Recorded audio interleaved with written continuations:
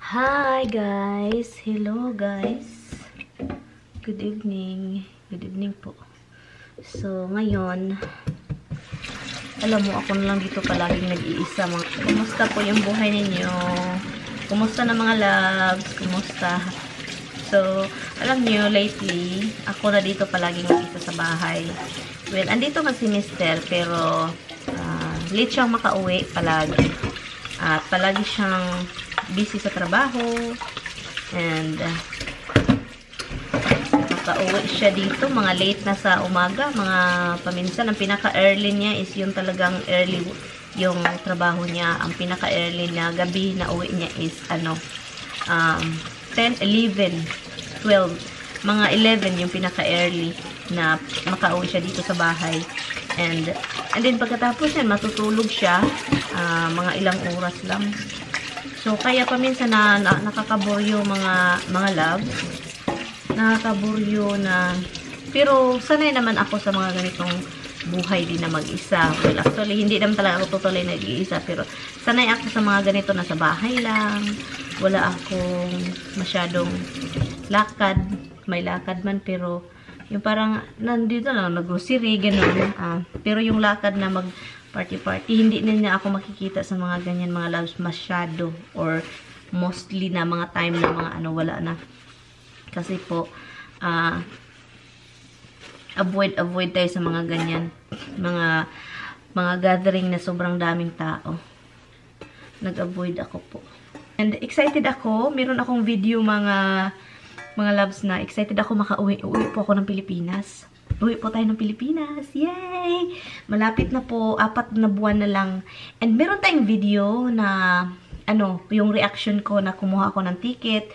So, bukas, i-upload ko yan bukas, mga loves. And, so, yun yung, na-excited ako. Alam nyo bakit? Dahil 9 years na po akong hindi nakauwi sa atin, sa Pilipinas. 9 years. Next year, magna 9 years. February, 9 years.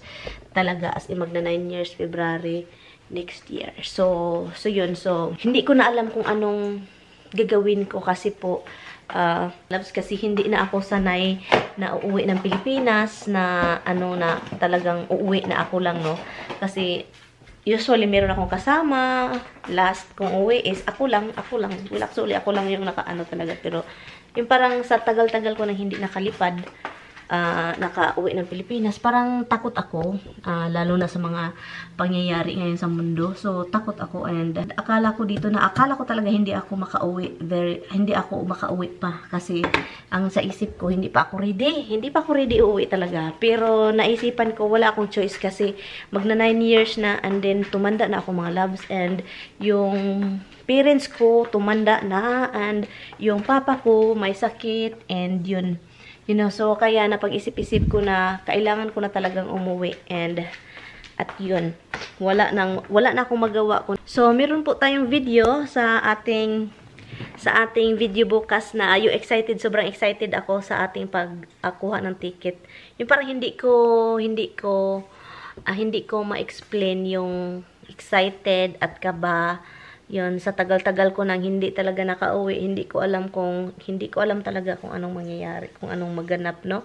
And ako lang mag-isa, as in, natatakot ako, mga loves, yung parang, hindi pa totally na sa akin na uuwi ako ngayon, as in, at, kasi every time kasi na uuwi ako ng Pilipinas, may mangyayaring hindi, yung parang sakit sa ulo, every time talaga. Well, yung first kong uwi, yung 2010, wala naman. Pero after that, yung umuwi ako every 2 years, yung parang may sakit sa ulo, yung may kapamilya ka na ganun. Pero, alam nyo, yung sakit sa ulo.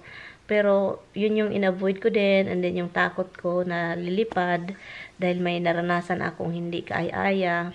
Kaya hindi ako nakauwi ng matagal. Dahil din marami akong iniisip financially, lalo na kayong nakuha namin itong bahay na ito, ang daming problema, no? Ang dalawang bahay yung kung nakikita niyo sa mga previous, kung matagal na kayo dito sa aking YouTube, yung bahay ni Bianan at saka bahay ito. So si Tami yung nagbago sa ng mga bills, So kaya parang sobrang tight, and also takot ko. So, hindi ako usually kapag kahit takot ako, si Tami papayagan man ako. Dahil sa takot ko din, hindi ko talagang pinupush na uwi. Yung parang kinalimutan ko na yung uwi-uwi, ganon. And then naisip ko din na grabe yung pagsasuffer namin sa bahay na ito, and then sa isang bahay, and then nawala pa si Bianan, di ba? And yun siya mga love. And so ngayon na umabot tayo ng almost 9 years, at yun na, pagdesisyonan ko na umuwi. Dapat kailangan ko na umuwi. At kailangan ko ding umuwi dahil yung ama ko ba, may sakit. At saka, matanda na din sila mga loves. Ang laki ng kaibahan yung nakikita ko yung last uwi ko sa Pilipinas.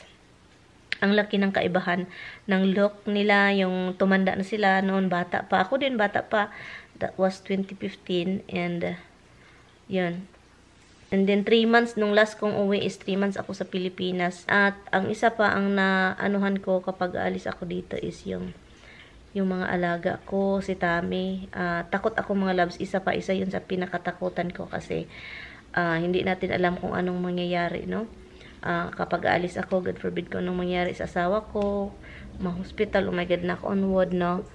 At kung anong mangyayari. So kaya iniisip ko na lang na yung isang buwan is sana madali lang and makapag-spend time tayo sa family bago tayo babalik dito talaga.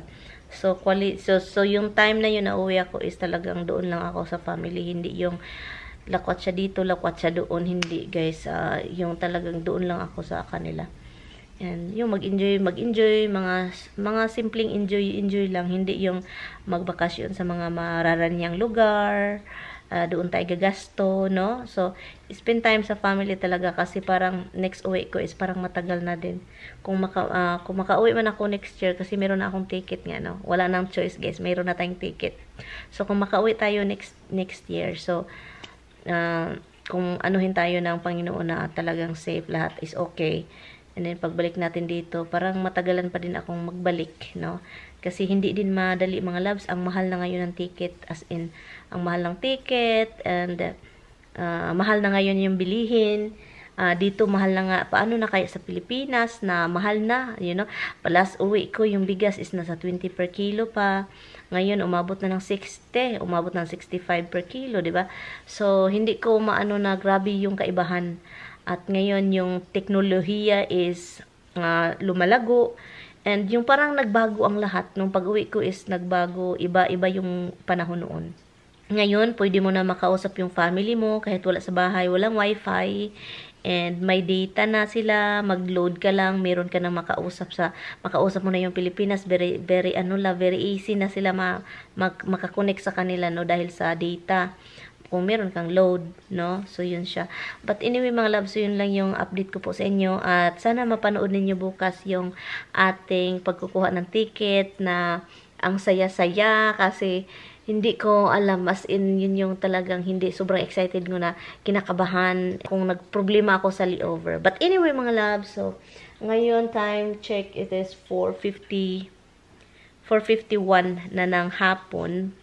And as you can see mga loves, ang sobrang quiet sa bahay. Walang katao-tao, ako lang, 'yan. Oh, 'di ba?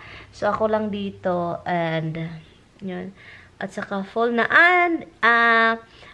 ngayon update po kasi ito, guys. Meron tayong mga video na hindi niyo pa nakikita. Pero look, meron na tayong Christmas tree. Meron na tayong Christmas tree. Yung Christmas tree na 'yan is very early ko siya nilagay para tawag nun, para ma-enjoy ko yung Christmas light, yung Christmas tree. Kasi kapag December ko na siya ilagay dyan, and then January kunin ko na, parang andali ng panahon. So kaya advance na tayo ng Christmas tree, nilagay ko na dyan, and then yun.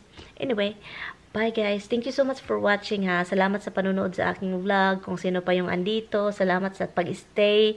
So yun mga loves. At sana magkita-kits tayo kapag andun ako sa Pilipinas.